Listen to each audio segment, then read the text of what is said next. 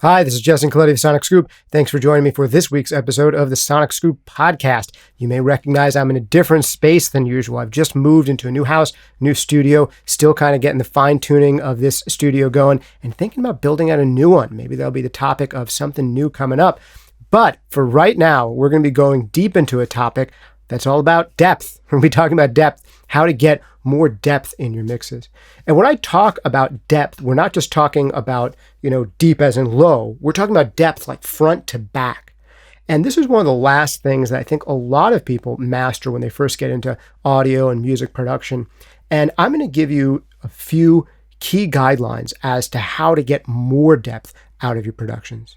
Let's get right into it. The briefest of shout outs to our sponsors, including you. How do you sponsor? By smashing the like button down below. If you're on the YouTube version of this podcast, make sure to hit like and subscribe and hit that notifications bell. Make sure you don't miss any more great episodes like this one.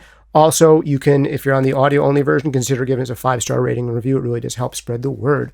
Also, big thanks to Sound Toys, making some of my favorite creative mixing effects. More about them later. And Steinberg, making some of the coolest DAWs out there like Cubase and Nuendo. More about them later, too. All right, let's get right into this idea about depth. This is something that people learn to listen for last. And it shows a lot in when I'm mastering for kind of newer mixers. Often I have to give advice in this area because it's one of those things people haven't keyed in to listening for in their mixes. But once you key into listening for depth, you can easily increase depth in your mixes. And you can also fix mix problems that you didn't even realize were there. Things that are bugging you that you just couldn't put your finger on are sometimes depth issues, front to back issues. So how do we achieve depth and why is it important? Let's get into the why is it important real quick and then we'll get into how to achieve.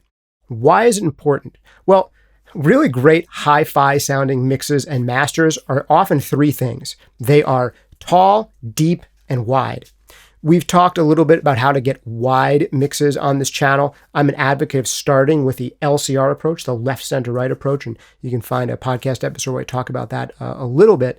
And the height thing is really more about your overall tonal balance, whether low frequencies and high frequencies are, proportionally represented in a good way. But the depth thing, that's the thing that people have trouble with at first. And you're just not going to get an immersive sounding mix unless you get depth figured out. You're really going to be limiting yourself as far as space in the mix too. People think about how they place things, height-wise, deeper elements versus higher elements, and they're trying to avoid frequency masking, things like that. And people have an intuitive sense about, spatializing things left to right. But there's this whole other dimension where you can place stuff in your mix, either further forward towards the listener or further back sunk into the speakers. And if you don't think about depth in your mixes, you will accidentally make bad choices around depth, which I hear constantly. The world that we're in every single day, we're taking depth cues for how far away things are from us. Right now in my new studio here, there's the littlest bit of traffic noise way off in the background because I haven't totally dialed things in yet. And I can immediately hear it's super far away. How do I know that compared to my fingers next to my ear making a little sound like this that sounds so close? And there's a few things that give us cues for depth. One of them is, I'm going to make it sound really simple. One of them is volume, one of them is brightness, and one of them is ambience. And any three of those can impact how close or how far things sound. But also there's the element of transient, which I'll talk about a little bit. And there's also the element of localization, whether things are really hard, left, right, or far away. Now, I'm going to go deeper into a few of these tricks, but let me give you some examples of where depth often goes bad in new mixers' mixes. And here's a common one. Someone will have mixed a track and they'll have put reverb or delay on the vocal. Maybe they'll have put reverb or delay on the snare drum. Maybe they've put reverb or delay on some of their synths and things. So all of those sound a little bit further back, away from the speakers, But then there'll be these other elements, like, say, a shaker or a hi-hat that's mic'd close up and it sounds like it's glued right to the front of the speaker. So you have this weird soundstage impression of maybe a guitar solo that has reverb on it and it feels like it's coming from further back. But in front of that guitar solo is a really loud, dry hi-hat. That's weird, right? But it happens a lot. I bring this up, the hi-hat louder than the guitar solo thing, often because it's a common thing that you find in newer mixes. A really hot, dry hi-hat in front of elements that should be in front of the hi-hat. Now, that's not to say you should never have an upfront and dry hi-hat, but it's something that you want to think about and do intentionally and notice. So let's say you were in this case where you have a hi-hat that sounds really dry and upfront and glued to the front of the speakers compared to, say, your guitar solo or your vocal, which is not an uncommon thing with new mixers. And you can substitute guitar for other things if you're not in a guitar-y genre. You know, you could have a hi-hat that sounds really upfront in an electronic format with, a lead, like a synth lead that's way behind it. Maybe that's appropriate, but maybe it's not. So I want you to notice it. So what's the first thing that you can do to address this? Well, thing number one is volume, right? Think about real life. Sounds that are further away from you are quieter, generally speaking, than sounds that are closer up, right? If you take the same person banging the same real live drum in, a football field, that real live drum, a snare drum right in front of you, is going to sound louder than the other end of the football field. Duh, right? So thing number one, turn down your hi-hat if that's the offending thing that's too close compared to other elements. But that's not the only thing you can do to make, say, a drum sound further away or a hi-hat sound further away. Another big thing you can do is to play around with brightness. Generally speaking, sounds that are further away sound darker than sounds that are closer up. Again, imagine your buddy is with you on a football field, smacking a drum. When they go further away from you, the lower frequencies from that drum carry relatively far compared to the highest frequencies. So generally speaking, sounds from far away are going to have relatively more low-end content than high-end content. Think about a lightning strike that's really close by compared to rolling thunder far off in the distance. One of them has more high-frequency content than the other. Think about standing right next to a starter pistol or a cannon going off compared to a cannon shot way off in the distance. The one way off in the distance is going to sound darker than the one closer up. So generally speaking, sounds that are darker are going to sound further away. So another way to tuck something further back is just to make it a little bit darker. Now, another element that plays into this is the idea of transient. And this is a little bit of a kind of more ephemeral one, but once you start to hear it, you start to really hear it.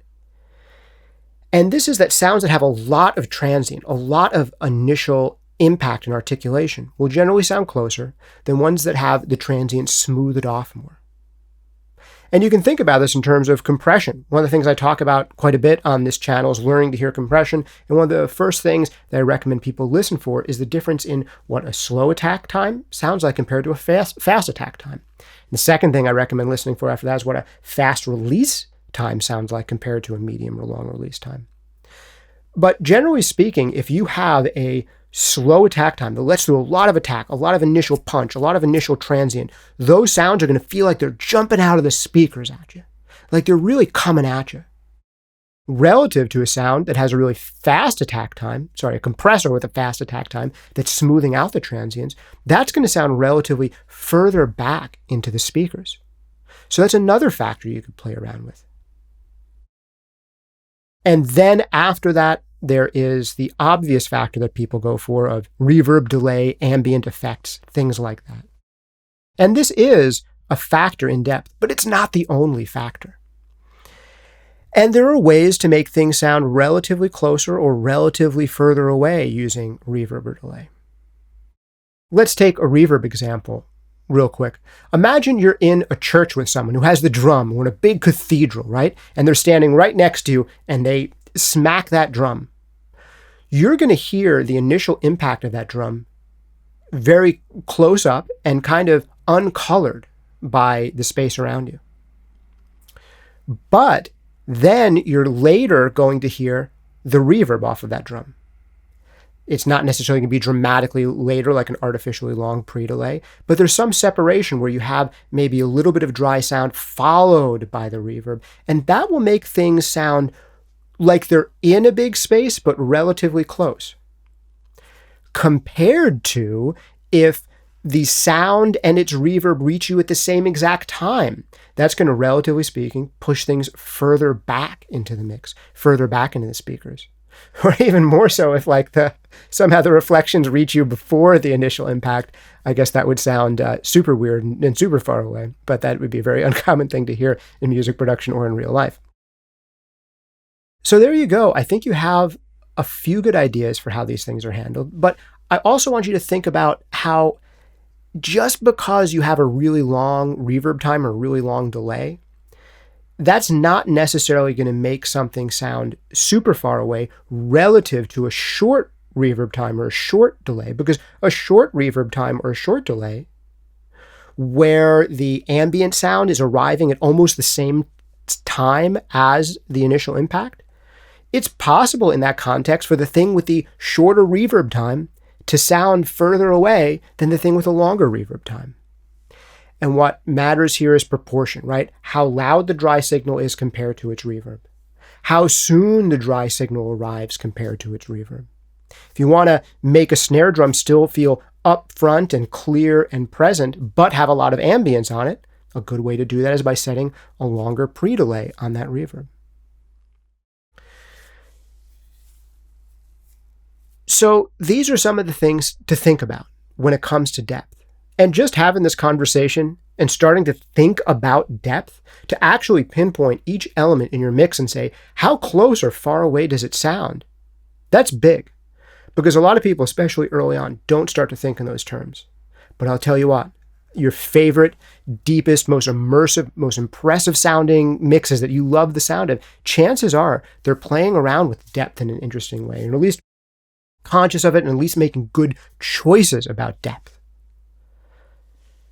So those are some ideas for you around what depth is, how to achieve it, how to make it work better. Do you play around with depth in your mixes? What are some of your favorite tricks to make things jump out of the speakers and feel really close to the listener, or to set them far back? Are there any mixes out there that you can think of, popular ones that use depth really well, that have been stunning to you? Or if you can't think of any, go listen to some of your favorite mixes now and think about depth as you're listening to them. I want to hear from you in the comments down below, or if you prefer to write me an email, you can hit me at podcast@SonicScoop.com.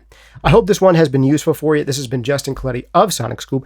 Big shout out and thanks to a company that makes awesome effects for getting more depth in your mixes, and that is Soundtoys. You got to check out their Echo Boy. And delay is absolutely one of the best ways to get depth without taking up a lot of space. If you want things to set further back, often, especially in dense mixes, delays are going to take up less space and be more effective than reverb. There's a time and place for reverb, but there's a reason that Soundtoys first goes for things like Echo Boy and Primal Tap, focusing on delays. I mean, just super useful tools. So definitely check those out, and everything they make. You can get 30-day free trial on any of their plugins at soundtoys.com. Also, big thanks to Steinberg for sponsoring this month. They make some killer DAWs like Cubase and Nuendo. The mastering platform, Wavelab, also very cool.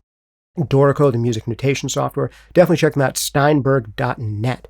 All right, this has been Justin Coletti of SonicScoop. Oh, last thing, if you want free stuff from me, first of all, you can always go to sonicscoop.com/contest, where we give away like $100,000 worth of free gear every year. But if you want a workshop that goes deep in mixing, check out the 5 Habits of Truly Great Mixers at sonicscoop.com/mixhabits. That's sonicscoop.com/mixhabits. Or if you want to go deeper in on mastering with me, you can check out my free mastering workshop, Mastering 101. You can check that at sonicscoop.com/mastering101.